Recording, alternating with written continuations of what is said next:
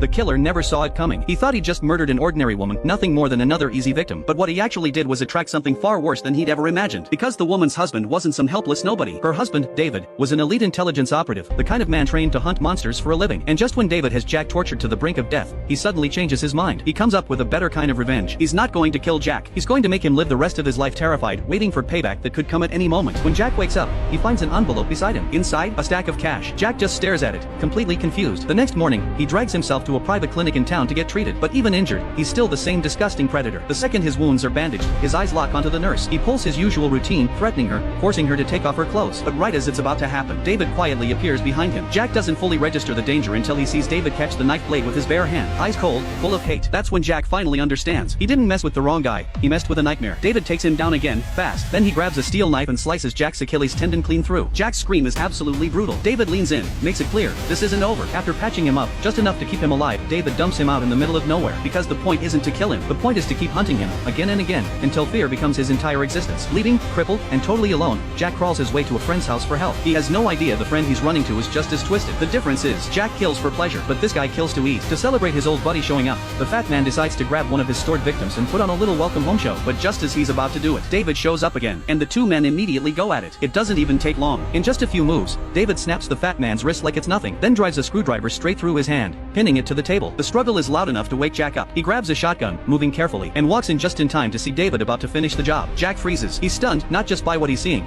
but by one question he can't answer. How the hell did David track him all the way here?